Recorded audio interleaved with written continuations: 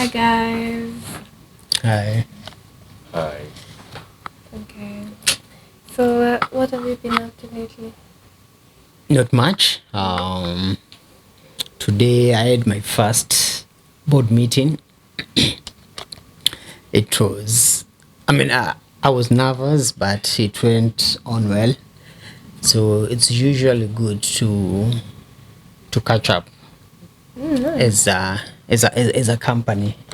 So today it's a Saturday, so we normally have board meetings every once a month. So it was good. Otherwise, Cecile called me through.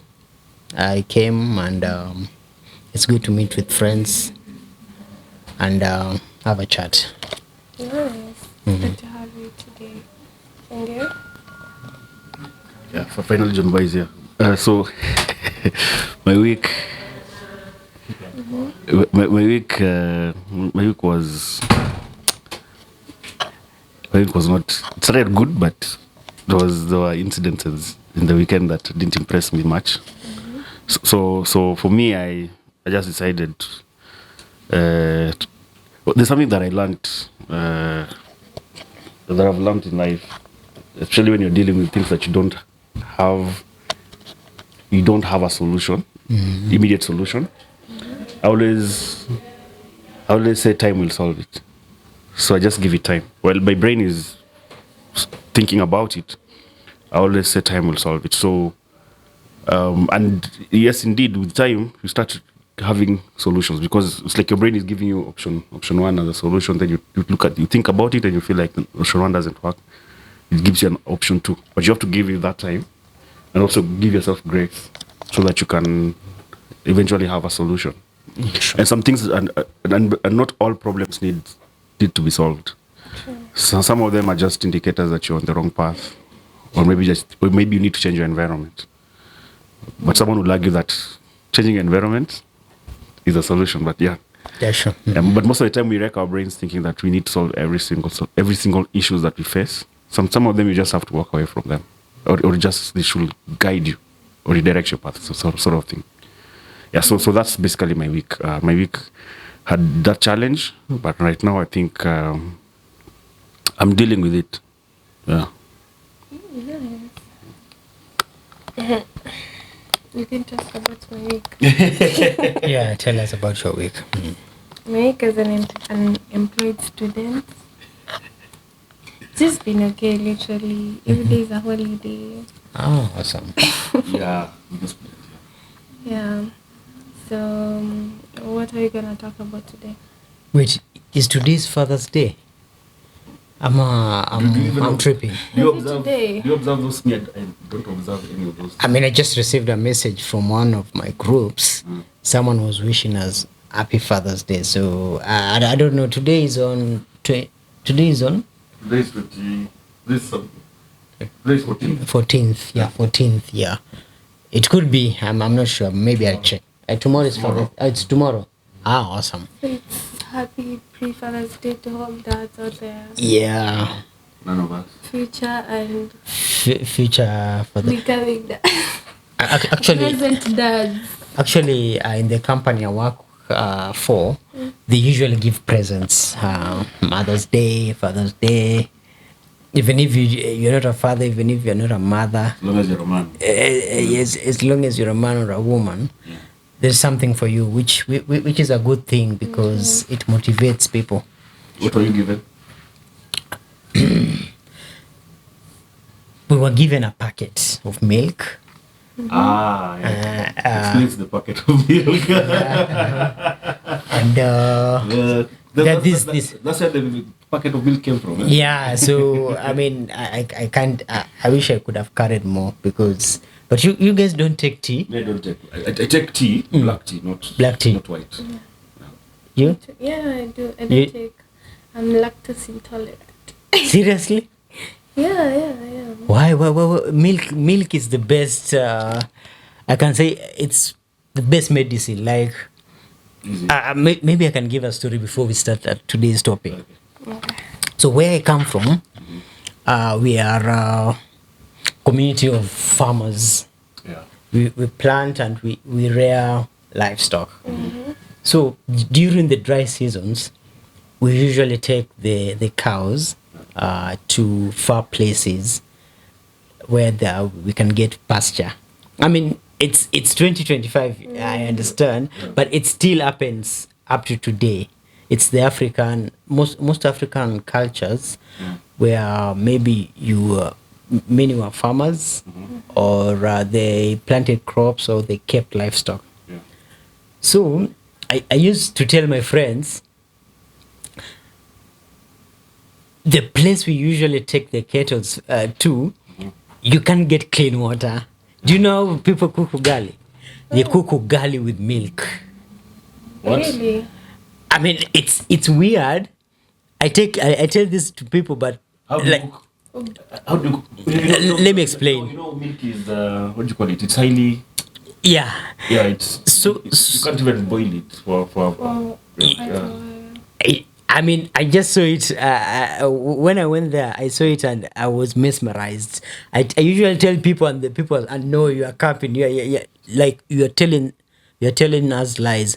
But what happens, since the water there it's not clean. It's for livestock to drink. Yeah. So you can't take that, and there is milk in abundance. So you boil the milk, you let it rise up, Remove the and cream. remove the cream, and then take it back to it's they usually cook with stones and firewood. Yeah. So 3 stones, firewood, and then there is a big sufuria. Sufuria is called what in English? Sufuria. So they let the milk boil, and then they add flour, and then they cook ugali, and then that ugali, they eat that ugali with milk again. it's just funny. I mean, but it's very sweet. So they're using milk as like water. Yeah, but it's possible. Many people don't believe it, but I've seen it happen. So it has a similar taste to normal ugali, or yeah, itakuwa nyepesi or it something. tastes Like cake. It tastes like, yeah, like cake, or like ugali and milk. So I mean, we have that funny taste, but it's very sweet because it's flour which is imekorogwa, na milk. But that's a short story before we start. We get to learn new things every day. Every day, sure. We are yet to try that, but yeah. So we're going to go straight to the topic we're going to talk about today, which is Yeah. So this is the first time. So this is the second time Masha has been in the pod, and the first time she's taking the lead. So she might be shy. Are you shy, Masha? Yeah. So yes. So you talked about taking the cows to what? It's called pastoralism, eh? Pastoralism. Pastoralism, yeah. When you're migrating to get good pastures. good for pastures, your- as you, yeah. So it's as you move pastoralism now. Yeah, from one place to another. Maasais used to do it better. That's why Nairobi is a Maasai name. Yes. So they usually say Nairobi was Maasai's land. Yeah. But of course, some people will Actually, contest majority of towns are from Maasai. Nakuru, Nairobi, Oh, Naivasha, almost the Rift Valley. Just look at the Rift Valley. oh, so I think they used to move far. Actually, there are more Maasais in Tanzania. You remember when we went for Yeah, there are more Maasais in Tanzania, than in Kenya. But you Oh. find Maasais in both countries. In both countries, Yes, yeah. I think when they divided the borders, they cut across like the Maasai communities. Yeah. And, Yeah, the borders are more geographical than they were driven by geography and not by people. So the colonists will say, you take that, we take this, regardless of if you're dividing a community into two or Yeah, sure. into whatever parts. Yeah. actually, that's why we have the war in Goma. Goma there are Goma people in Rwanda, Yeah. and others were left in Congo. So the ones in the ones in Congo, Yeah. they say that the minerals which are found in Goma, they are for their tribe, which many of them are from also Rwanda. So they like shipping it through, not Kinshasa, but through Kigali, Or to Rwanda. through Rwanda, so that they can get more money. Ah. Okay. So there is that war is crazy, but Is it the war that has MR23 or something? M23. Okay. M23. M23 It's actually the most recent war right now in Africa. not in Africa, but in that region. in that region. Rwanda versus Congo, and I don't know if Uganda is involved, but I know it's Rwanda and Congo. Yeah. Yeah. So borders, when the borders were made, they didn't really factor in the. But it's not about borders. This is actually about minerals. Like these guys are fighting for. Yeah, but I'm talking about borders. You can you The find colonial- there are laws. Maybe do you have laws in Uganda? We have laws almost everywhere. We have laws. Even actually, there are laws in Tanzania. There are laws in Europe. No, I mean we are talking about Africa. So we have laws in Ethiopia, Sudan. We have laws in Kenya, Tanzania, Uganda. We have laws in. There's so many. We have laws partly in Ethiopia, Egypt. We have laws almost most places, most places. But also don't be surprised if you have laws in America. I'm not immigrants. Okay. Yeah. So you are part of a board. Actually, this is the first time I'm hearing this. Are you like? Is it a company that you're running? So, according to today's topic is about taking risks. Yeah. So, some years back, so we started a company, a lending company. So, it was before Corona. We started, we were doing good. Corona came. The best thing we never like, you remember Corona really shut down many companies. Many small companies died, but we are grateful. We thank God that we managed to survive the storm, and we were still running. We were able to pay employees, continue the business. Of course, the business went down because many people were affected by the pandemic. Many people lost their jobs. So you could lend money and people could not pay back. We are a lending company, a fintech. You could lend money and people could not pay back. So it is a risk we took, hoping like, oh, I'm gonna give you this and you're gonna pay back with interest. But it never came to pass. Maybe the people paying back, but all in all, there are some people who were able and they paid us. And up to today, we are still running. So we usually have board meetings, like I said, every month. So this is not my first. I can say this is my first this year. This was my first meeting this year. We've had other board meetings before, so whereby the directors come and we talk about the progress, what needs to be done, what has happened, and we give updates to other board members. So it's something which is very good to come together, bring your heads together to see. You see, the solution or what we are offering to the public is solutions. So we just bring our heads together to see whether we can solve a different problem which the public is encountering. So basically that's it. Okay, so you're trying to advise us and everyone who's watching that sometimes it's always good to to take risks. Yeah, Would yeah. be either beneficial to us or. But then you know sometimes risk can be maybe even the worst decision you made It's or actually, the yeah. best decision you made. Like I usually say, if you have never been burned, you can never know. I mean, Yeah. people usually say learn from other people's mistake, but sometimes you find yourself like Yeah, the doing example. doing those mistakes.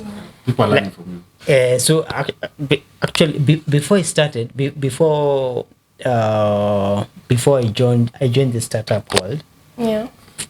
just I think right after I finished high school, where I met Cecile. I met Cecile at a company called iHub Limited, and then it had a branch by the name M Lab. So that's where we went to school to do mobile development, to do programming. So that's where I met Cecile. It's 20. It was year 20. 2012. 2012. That's far. That's far. That's quite far. Yeah. So Quite far. yeah, while I was still in at IAB or let me say MLab, so there is a friend of mine came and told me, "Hey, come on, you invest in my The company." So I'll be honest, I had like it wasn't a lot of money. I mean to the public, but to me, I think it was over 320,000, 330,000. So I can say I was not that sharp. Yeah. Maybe I invested in this company, but 1 year down the line, I could not recover my money back. So the agreement I had with the person who was running the company was invest in my company, and I'll give you a 10%. It was, I think it was, yeah, it was 10K every month. 10K of 300,000. How much? 10K? Ni kama that's 3% or 30. Yeah, that 30. 30. eh? That's 10K, 3%, yeah. That's 3%. I'll give you 3% every month, which was a good deal. So in a year, that's 3 times 12 is 36. 36. That's 36%. 36,000. That's 36. That's 30. That's three. She said 10,000 per month. I'm calculating Yeah. 3 times 12. That's 36%. No, I'm calculating yearly. So right now, if you invested in a money market fund, you'll get maybe 10 to 13%. Yeah. You see? Or if you invested in bonds, you'll get 10 to 15%.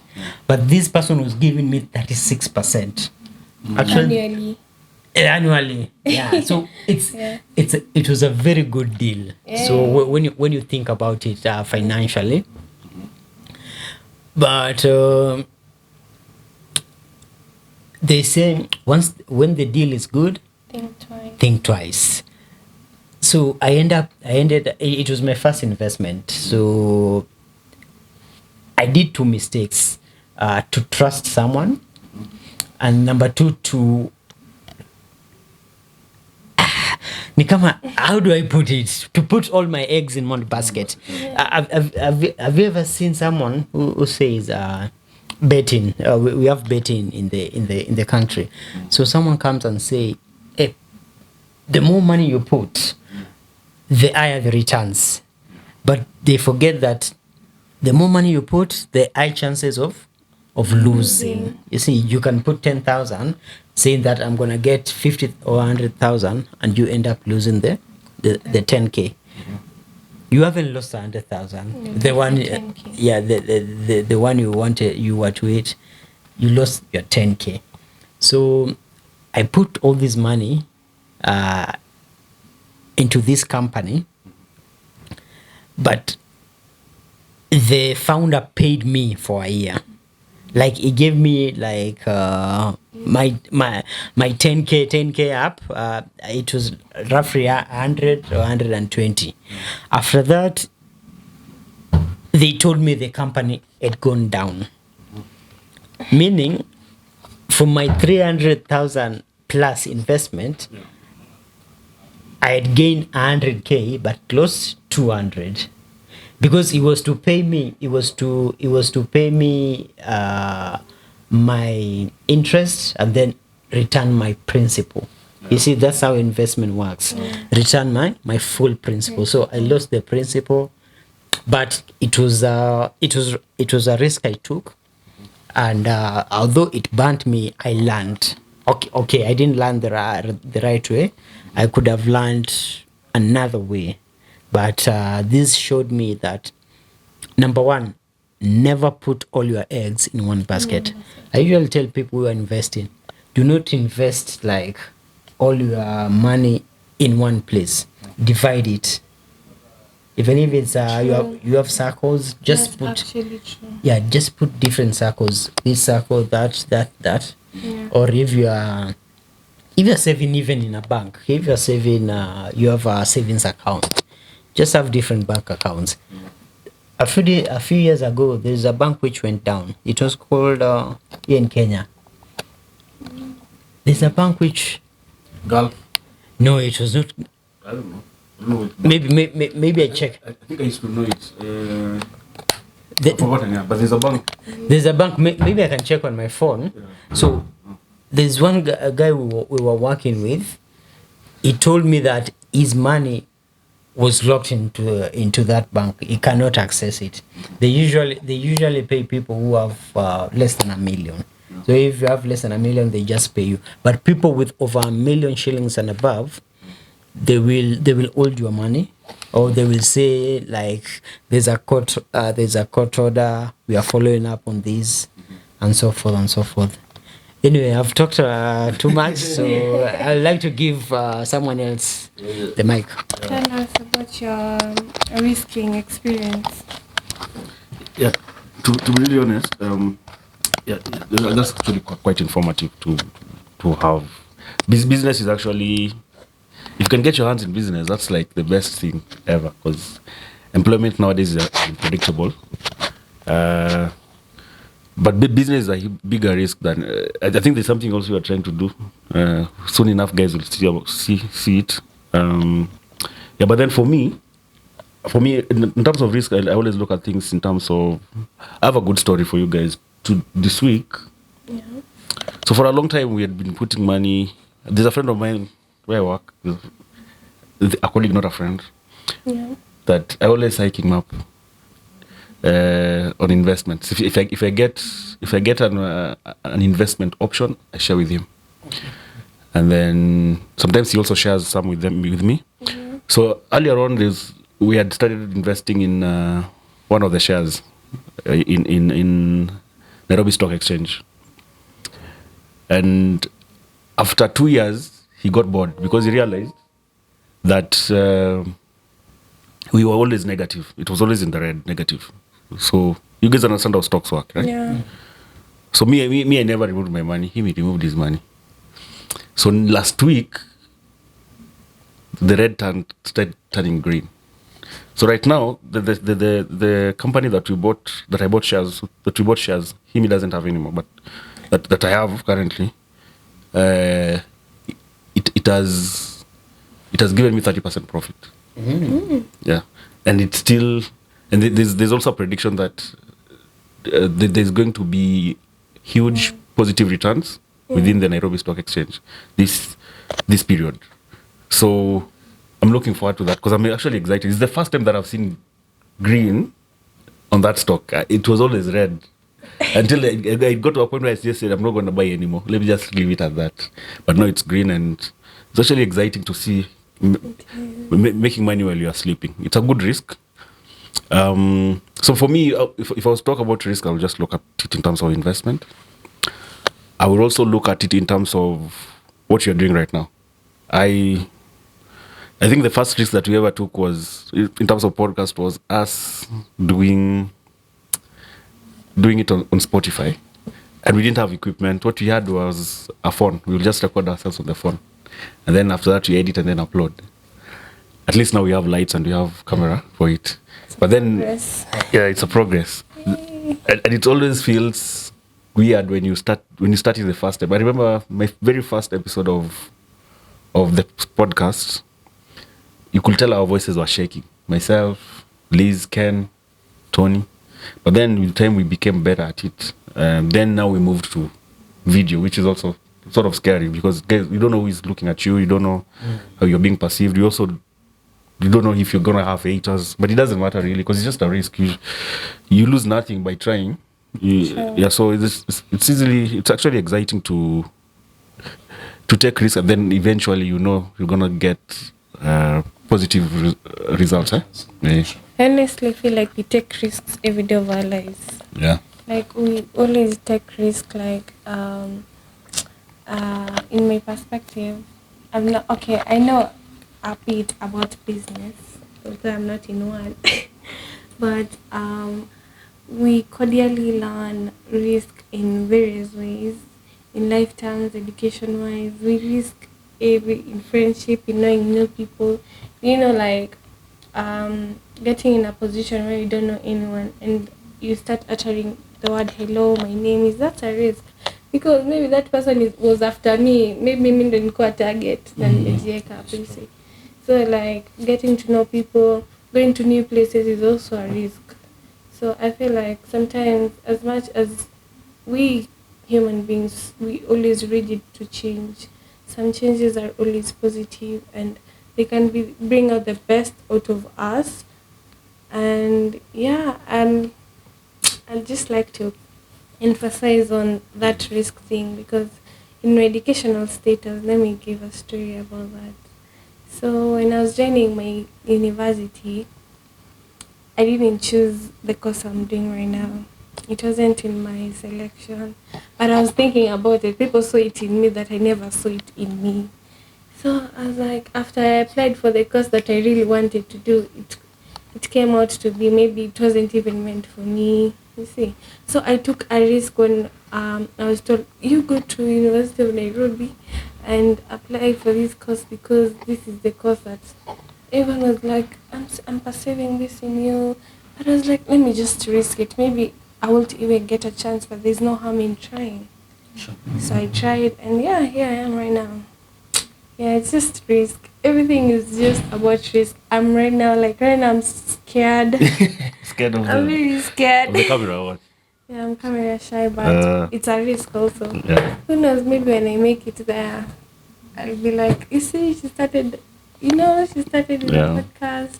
Because one day we're going to get to the top and we'll have a beginning. So this is also a risk. Yeah. Actually, there's some growth that happens when you have a podcast. There's some growth that happens. So the growth is you sort of build confidence. Okay. Because you're one of the things I realized about public speaking is learning how to coordinate what you're thinking and on what you're saying. So that helps you. Sometimes you lose confidence because you're nervous, because you're trying to pace your mind and pace your voice, your mouth. Mm-hmm. So that can lead to anxiety, and then that can kill your confidence when you're doing public presentation.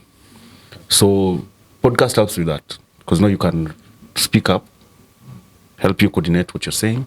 At the same time, now having a camera builds, you stop being too scared about being seen.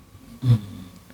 And most of the time when you're when you're here, you're not thinking about the people that are going to watch you later. You're like, it's just a conversation with the people that I know.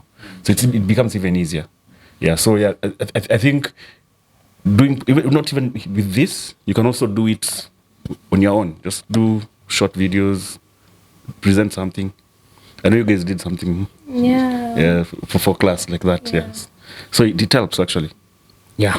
Okay. So I checked my previous story. I told you about the bank which went down. It was Chase Bank. Chase Bank. Yeah. I think you've heard about it. So the guy had invested his money. I mean, he had put his money there, and it was over $1 million, so he couldn't get it.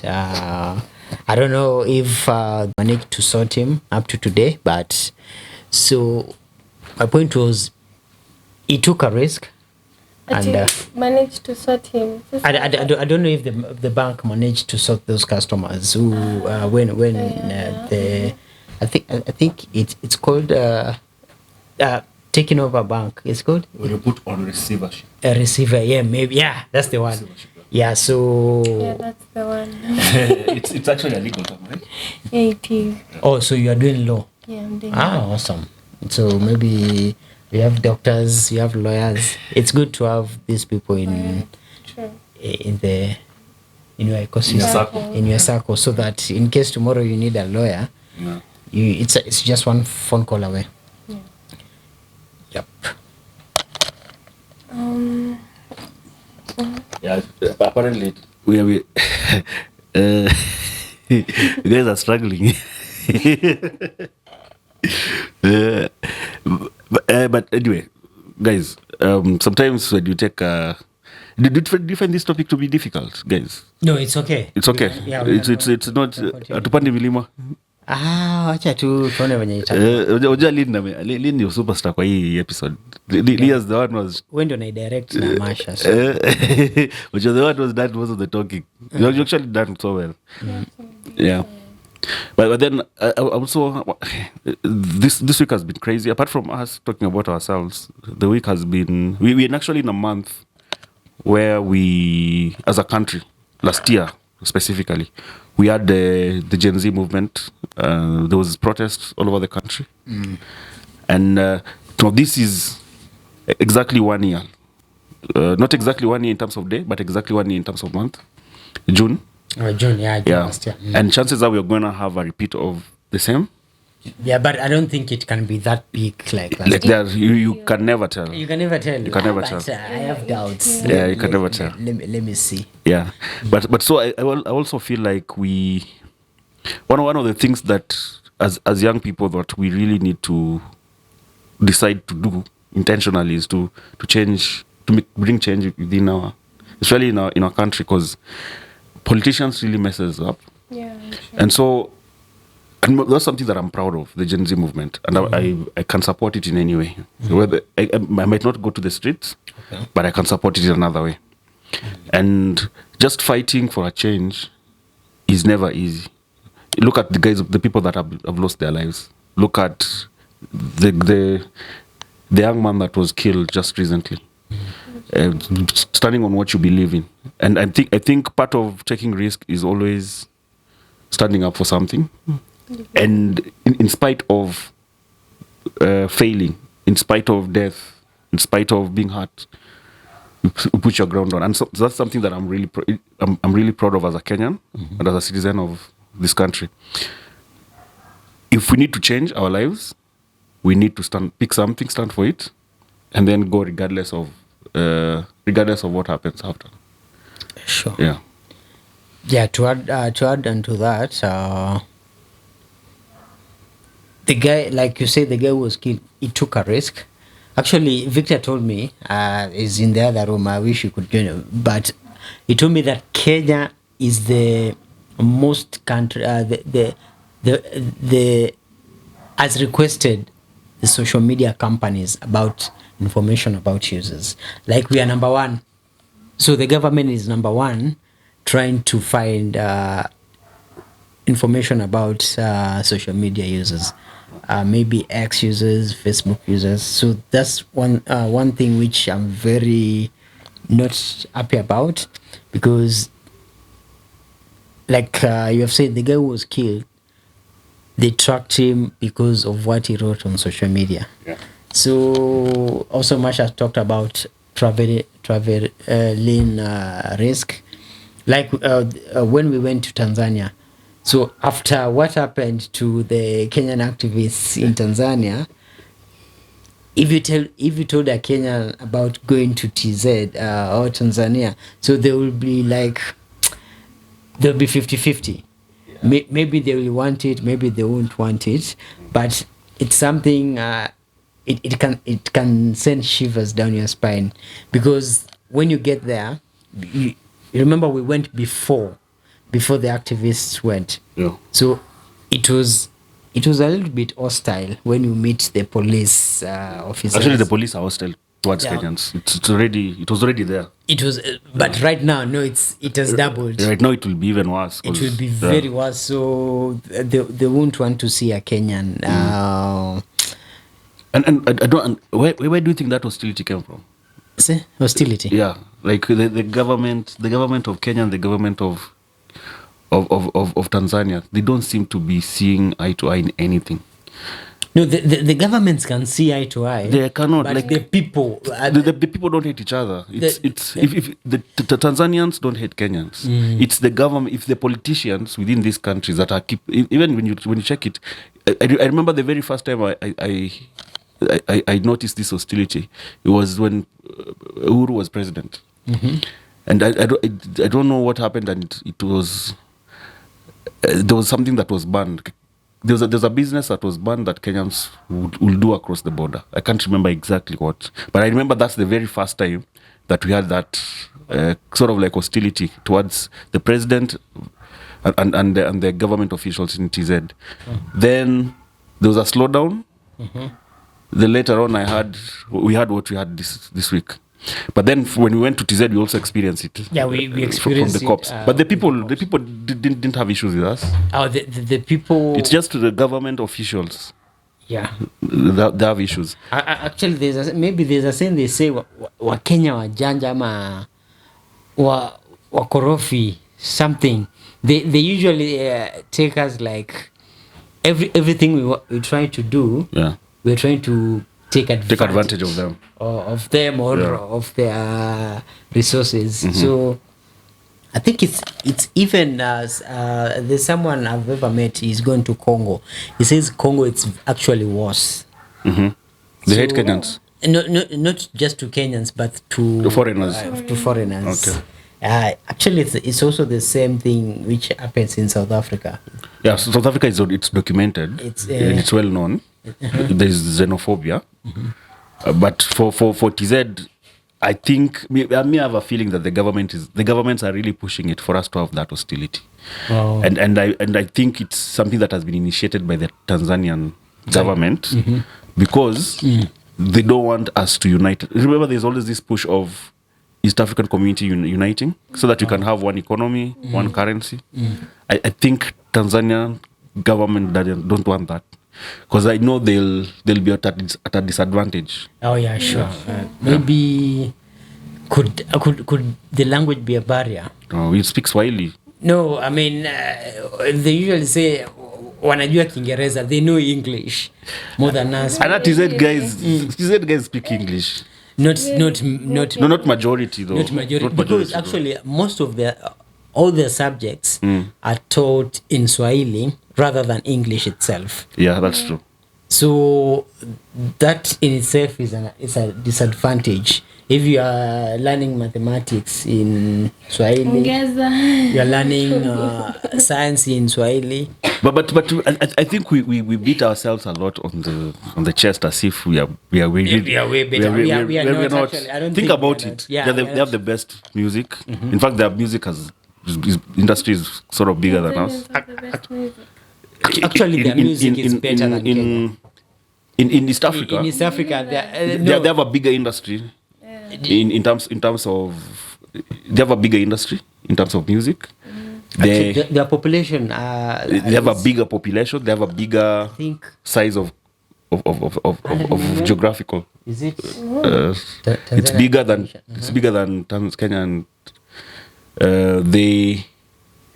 What we excel in, I think as Kenyans, I know we excel in a lot, but those guys have tourism. They are way ahead of us. 66. In fact, now tourism is really suffering because of the policies that we have. I know. Yeah, but they're getting the tourists right now. Yeah. Yeah. Yeah, now everybody wants to go and see me the turtles. Yeah, it's turtles. Zanzibar. Like they have really done well in terms of tourism than us. Yeah. Actually, even Rwanda is very much catching up. Yeah. Actually, Rwanda have done a deal with Atletico Madrid for next season. Yeah. to visit Rwanda. Visit Rwanda. So, Yeah, so- Rwanda. So we have PSG. Yeah, PSG Yeah, is Arsenal. now Atletico Madrid. Yeah. Okay. They're doing a good job. The tourism board is really. Actually, when you look at it, we are. I think Kenya is the country which is regressing. Yeah, Maybe depriving. because of the taxes. We are yeah, not. so I don't think we are regressing. I think we. Well, how do I put it? It feels like we are regressing. Sure. But I don't think we are regressing because if you look at the people are still ambitious. We still work hard. Politically, we are still fighting for the political space. In fact, in East Africa, we are the only ones that are able to fight for that political space. We are way better politically in terms of freedom of speech. Yeah, sure. And so many other political gains that you gain, including having a constitution that is more open compared to TZ, compared to Uganda, compared to Rwanda. We actually way better. In terms of technology, we are way better. In terms of workforce, we are way better. Okay. But in terms of mismanagement of a country, we are now number one. Like we are just mismanaging this country. Actually, it's the reason you say it. They do not want East Africa united. Yeah. Because maybe like if in terms of workforce we are better, we could it could be a reason maybe we can get their jobs. Yeah. Which will be a disadvantage to them. Or even not even getting jobs, also opportunities. Like imagine if we were to open the borders and tell a Kenyan you can go to TZ and start a business. Yeah. Can you imagine how much we? Yeah, but I think that fear should not be there. Because think about it, have we lost anything by being open to other businesses in Kenya, other nationalities in Kenya? It has actually helped us grow. So I think if they were open to us, now maybe they restrict it by saying maybe like now in Ethiopia, I don't know if the law is still there, but you cannot money that you've made in Ethiopia, you cannot remove it from that country. Meaning? So if I'm being paid a salary in Ethiopia and I'm in Ethiopia, there's no way I can transact that money to Kenya. Or to transfer that money to Kenya. Yeah, so it's locked. I think it's a good thing to me. But I don't support that.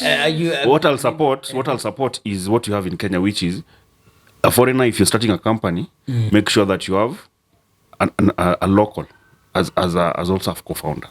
So something like that to protect the country. The same way, if you a Kenyan, you're running a company in TZ, make sure you've employed locals.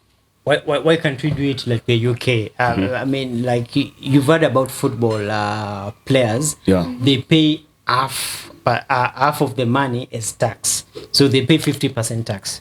But for the people who are born and raised in UK, they don't pay 50%. I mean, they pay less. Yeah. So what about foreigners to pay more in terms of taxes? And the locals to pay less. Yeah, so that would help grow the economy. Even if you're coming to work here and take money outside the country, you can always leave some of it. Some of the money will remain in the economy. Yeah, remain in the economy. So I mean, it could work. Yeah, it could. And. Hey, I'm at a loss of words right now. Yeah, it's the topic. Yeah, but we're about to finish. But when it comes to to think of it in that perspective that you just from talking about, I feel like when foreigners and in today's life, I feel like we are threatened by leaving. We can't do anything, like as much as we know our rights, nothing is like working accordingly. Yeah, sure. You can think of it. Most of our rights are violated in ways you don't even know, but they are. But what do we do instead? Yeah, they say with the ones with the money usually have the say. Voice. Yeah, than the poor. Actually, the case you talked about, I've seen in the newspapers today. They have arrested the small officers. I think 3 officers have been arrested, but the big fish, the big fish are free. Yeah. Actually, I can read it now. Okay. It's So there's there is a group. it's the story of Ojwang. Yeah, Ojwang. So there is a group. I mean, they usually share the dailies every day. So the big fish, here it is. It says, big fish free. This is the standard. Standard has become an activist. Yeah, the Saturday standard, 16th June 2025, which is today. It says, big fish free, small ones fried. So the cops, the top cops who people claim were the ones behind the murder, they are free. But that's actually a good thing. You know why? Because remember last year, when guys were being killed during the protests, remember the forums for X? Yeah. They're called what? X Spaces, yeah. Sure. Remember, constantly, the conversation was, the conversation towards the police was, don't allow your bosses or politicians to use you, because eventually, you're the one who is going to face the law. Sure. Them, they won't face the law. So now I'm saying it's a good thing, because these people will now start Thinking. Yeah, they'll start thinking. They'll be empowered by, for lack of a better word, they'll fear not being used, or even if they have been ordered to do something, they won't do it To the point. they cross the yeah, with the arrogance that they've had, because now it will scare them. Sure. Yeah. Actually, the death of that young man, God rest his soul, like it can change something, one or two things in the country. The security, yeah. Yeah. So someone will say, like, someone big when it tries to kill, maybe it can take 1 foot backwards, Yeah. and say, no, I won't do it. Let me just maybe follow the law, or just do it to a point and then let him go. Yeah. Because they will maybe be afraid that it might blow up like this. I saw this today even on CNN. It was showing, right? It was showing like they have taken up the news and they are discussing about it. I think BBC. It was BBC or CNN. Yeah. So it's something which, like you are saying, it can change the trajectory of murders. But I know the government is the government. They will still kill. They'll still kill, yeah. But maybe this time they can do it. They'll be a bit careful. They'll a bit careful. Yeah, careful. Yeah. And I know that's obvious. Yeah, sure. But there's a lawyer. I was a law student. When you meet a police officer, do you have the same fear as the rest of us who don't even know the law? We just know we have a Bill of Rights somewhere. So it's my right. Yeah. Yeah, do you know, like, I feel, okay, I might have known, like, my rights and, like, known the Constitution in a deeper level than and person who hasn't engaged a lot in that. But do you think when I tell a police officer, I know my rights, I'm a lawyer, do you think there's anything we can do about it? What if you can quote specifics? I will quote an Emenge kwa Range Rover, lawyer. Yes, as much as I know my rights niwaambia according to article, you see, they'll just be like, they'll feel threatened. Yeah. They will feel threatened a bit, but they'll be like, huyu anaweza toboka huyu. They'll take advantage of anything because they'll feel like I'm the one there implying pressure on them and like showing them that they just want to feel mighty. And that's what the polices in Kenya don't want, to be in a position where you're trying to make, as a common raia, I'm trying to make them like mightier than you. They don't like that. So I'll end up being detained like Exactly. any other person. Actually, the moment you tell a Kenyan cop, like, you know your rights, that's the moment that they will actually be harsh on you. True. So it's better just to speak to them in a soft way and come to an agreement. Yeah. Are there ever consequences About? for petty crimes? For petty crimes, not for petty crimes, but for petty. When the cops they break the law. Those small pettiness, petty. How do you call it in legal terms? When a policeman abuses the constitution the or right, abuses your rights yeah, by not following the law. the law rightfully, do they have do they ever face consequences? Because if they can, if you can make sure that they can face consequences when they arrest me, and it might not be something big, but there's consequences towards those small abuses of power to the small police, not the big ones first. Just The problem comes. The problem comes when you have to prove he broke that law, okay. and if even getting the same police officer, maybe let's say a police assaults you today, and you go to report him, will you be able to pinpoint who assaulted you? So actually, there was a discussion. They wanted police officers to wear cameras. No, yeah. Oh, cameras. Yeah, They have numbers though. Yeah, they have number, but they wanted them to wear cameras. But that story died. I'm sure it died from the top, Sure. because like the reason why this young man was killed was because he tweeted that the deputy inspector general was making more like 300 million a month, which is a lot of money. So through corruption. So how do so if a police a Kenyan police has a camera and he takes a bribe, the camera will show that he has taken a bribe. So it's something the police force will cannot agree to do. I generally feel if that was the case, that if they were like, according to any small matter, they were like held custody or responsible for it, will be like so far, like in general, because like as they say, the government's arm is too long. You see, so it starts with them. Sure. It really starts with them. As much as they say we as the common Kenyans, we're the one who we trigger them to, like, as much as like just the other day, we had a peaceful protest, didn't we? So where was the tear gas coming from? Yeah. It was a peaceful demonstration. Why were people being chased by tear gas and those pumps, and was that really necessary? Really? No, it wasn't. But since we're in the same Kenya, I don't think they are at all. Yeah. We also have an institution called IPOA. So ideally, IPOA should be the one taking these complaints from the public. So if I get assaulted by a police person, I'm supposed to report them to IPOA.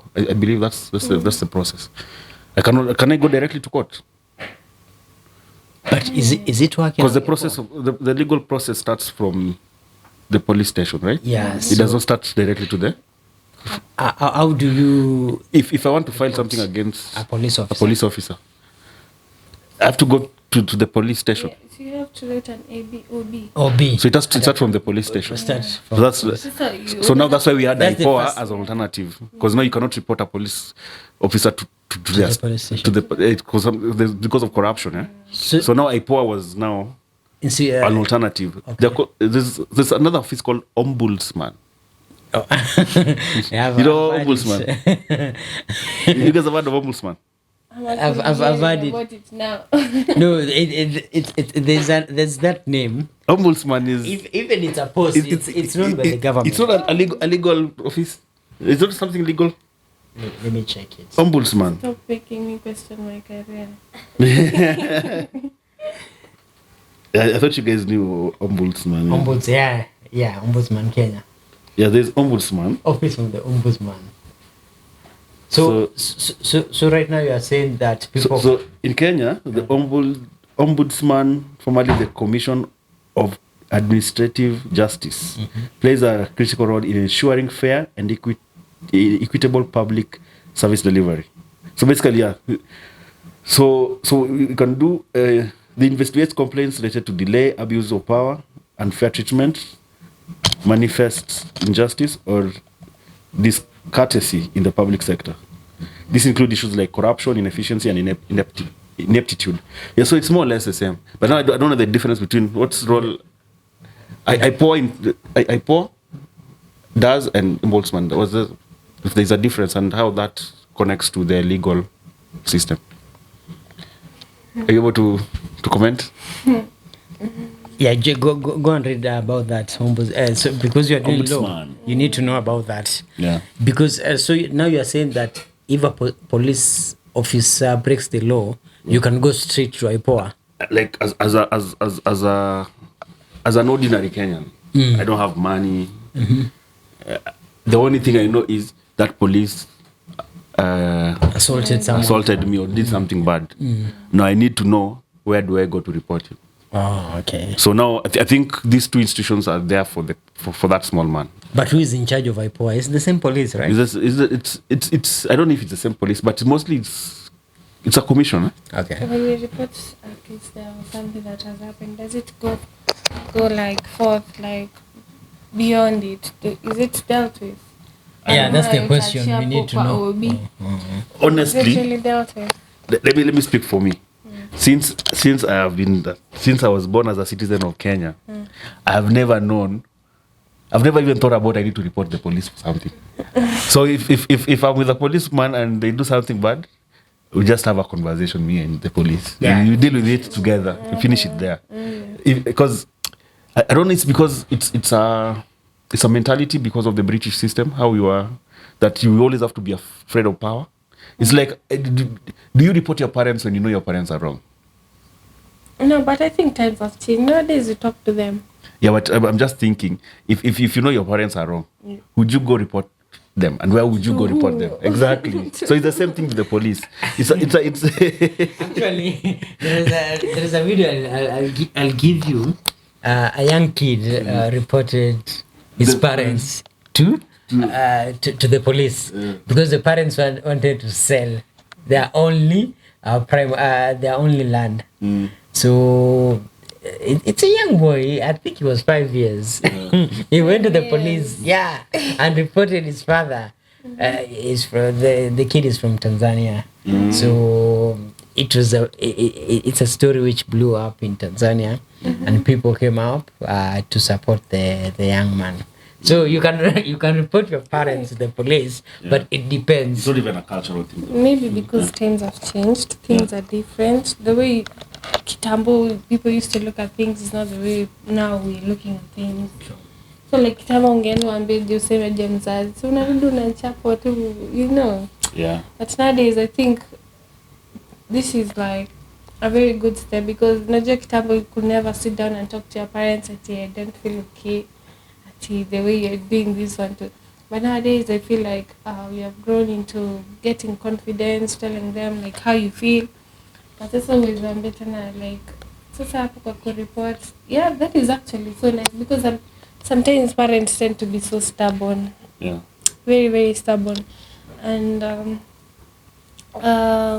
this is like a result of like taking change as a positive direction.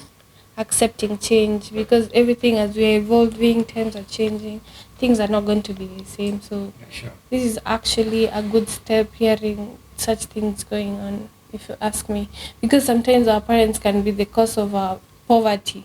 You see, they can make some decisions that may hurt us later in life, and they just don't know. Like sometimes you just have to I think it's a really, really, really important thing now. Yeah, like parents who abuse the kids, whether it's physical, what do you call it, exaggerated physical beatings, or sexual abuses, something of the sort, or forced marriages, or even forced circumcision. So I think yeah, it makes sense. So there has to be an outlet for us to be able to report authority to another authority, right? Yeah. Okay. Yes. So I think we're good. Yeah, good. Yeah, because Lee is already crying. His tears are teary. My eyes are teary. Yeah, it's just, Too much light. yeah, so I think we can just Maybe too much light. too much light. Ah, okay, all right. I think this is it. So, Bye guys. thank you. Thank you for hosting.